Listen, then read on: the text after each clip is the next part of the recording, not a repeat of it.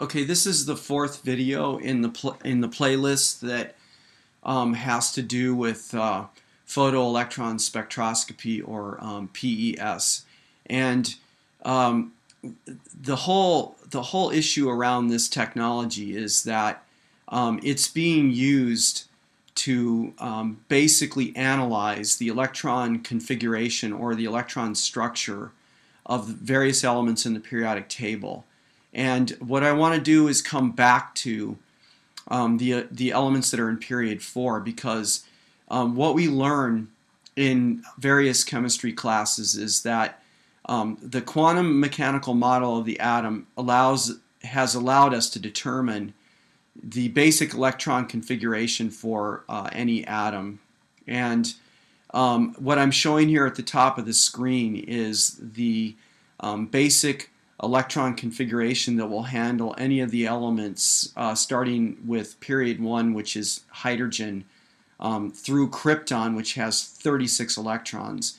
And what we learn when we deal with electron configuration is that we start filling the configuration from the lowest energy level, and we work up through higher energy levels. And we notice that there are some disparities with this, because, for example, once we fill the 3p shell, then we see that the 4s shell and the 3d shell are overlapped. So energy level 3 and energy level 4 overlap. And if you continue on with the configuration, you see that there are other subsequent overlaps as we go up to energy level 7. And I don't really want to deal with that here. I want to keep things simple as I possibly can, because basically, like I said, the configuration that I have here at the top of my screen handles the elements from hydrogen through krypton, and that's where about 99% of the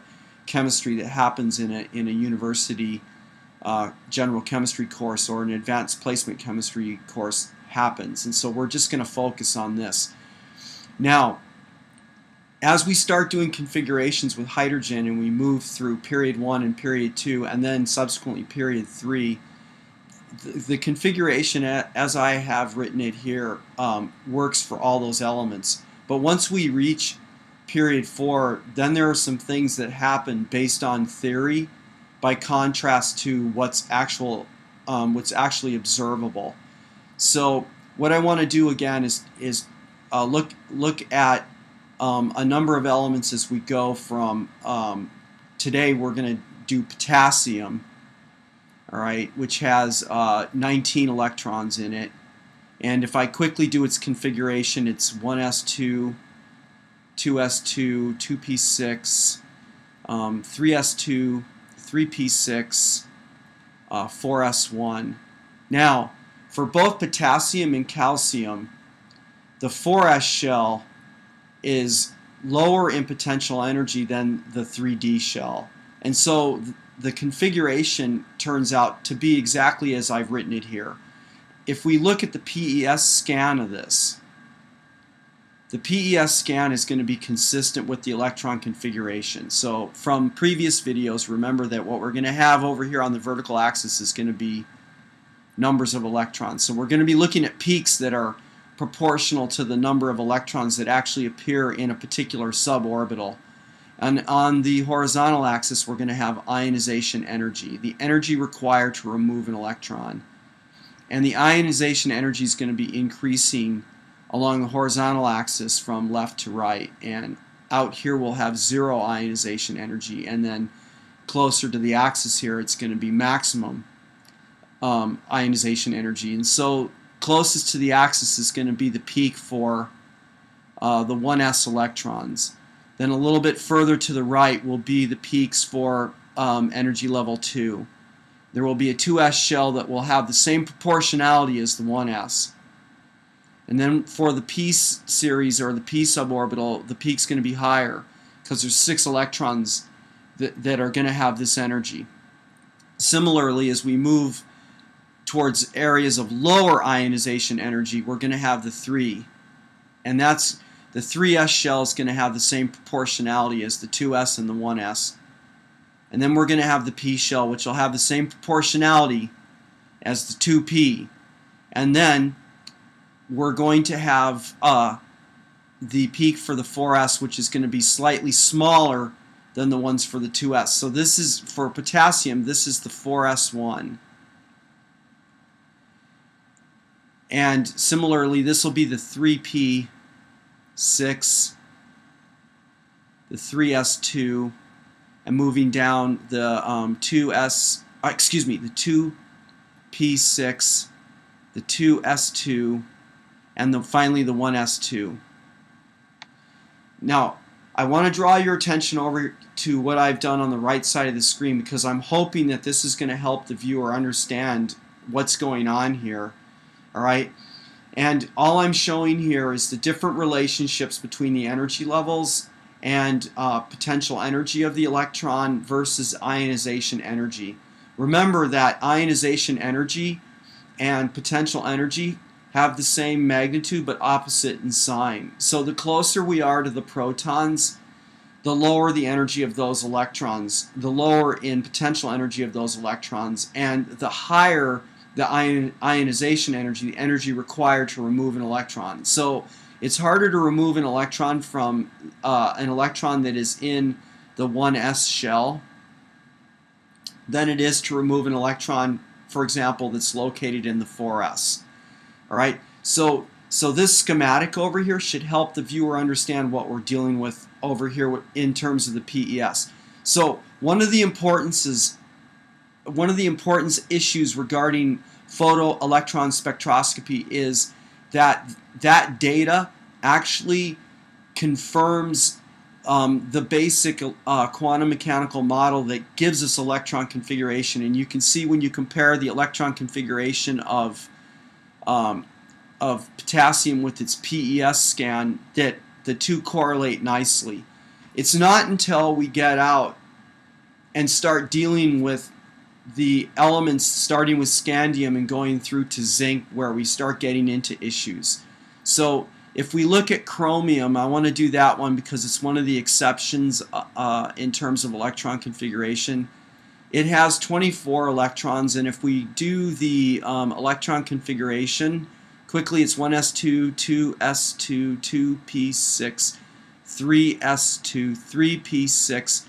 And when I said that it's one of the exceptions, what I mean by that is that the actual observed electron configuration is 4s1, 3d5.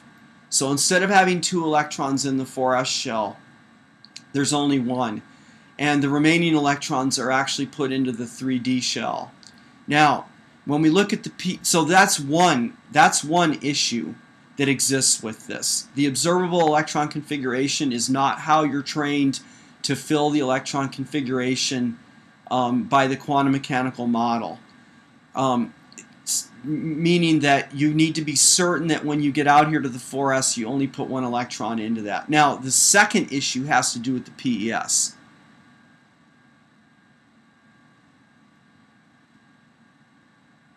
Alright, so we set the thing up exactly the same way we do for all of these scans. So by the convention, the ionization energy is increasing left to right. And over here we're going to have, again, numbers of electrons. And so what we expect is a scan that's going to look similar to the one for potassium.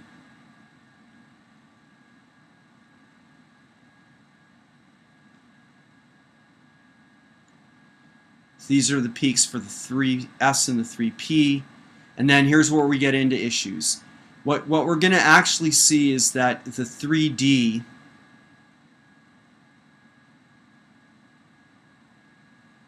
is going to appear before the peak for the 4s. All right.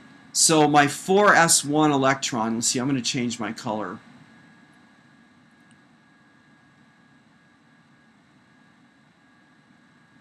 This is my 4s1.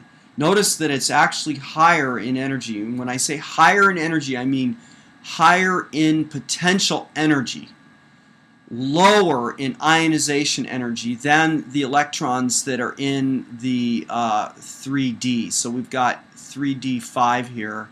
Notice that All right, on this axis here, this is for 2 electrons. These guys are coming in at 6, so my 3D shell, which is 3D5, is a little bit lower than the 3p6 peak here. So this is 3p6, and then the 3s2, the 2p6, and the 2s2, and then the 1s2. So the 3d5 shell is actually lower in potential energy than the 4s1 electron. So see, this is actually the observable phenomenon, and that's why in period 4, all right, once we're into the transition metal, starting with scandium, they preferentially ionize out of the 4s shell, and the reason they do that, you can see, is shown in the PES, because this peak actually has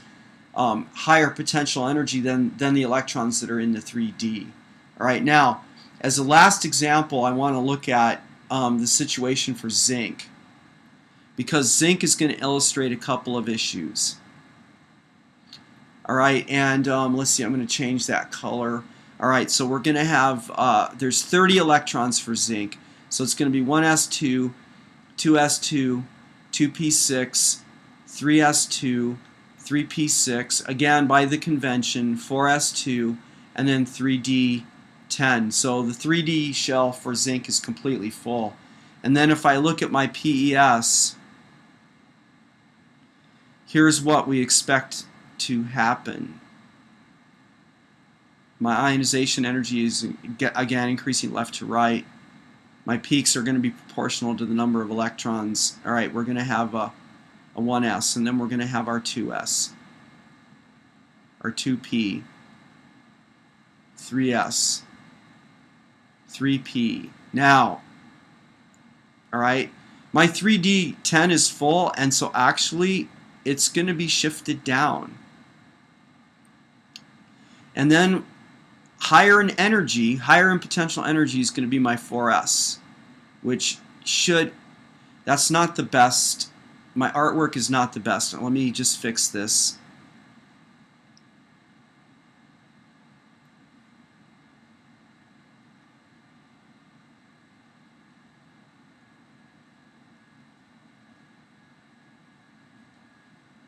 That 4s, what I want it is to be the same height as these guys here. So there's 2 electrons here, 6 where we expect them in the 2p and in the 3p, and then we're going to have 10 for the 3d.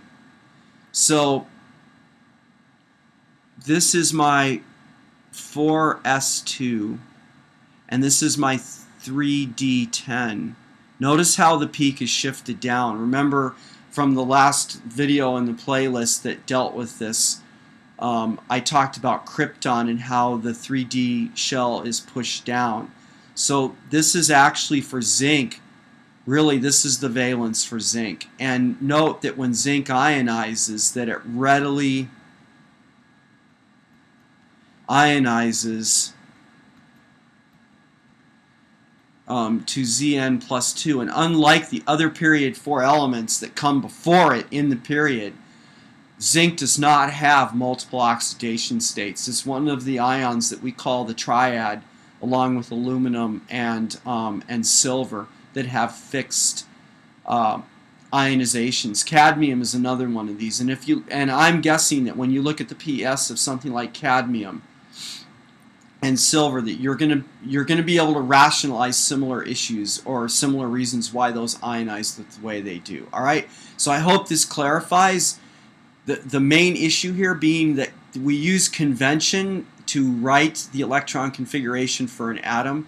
The PES of the period 4s definitely shows you that the observable configurations obviously are operating differently, and this explains why in period 4 they preferentially ionize out of the 4s shell.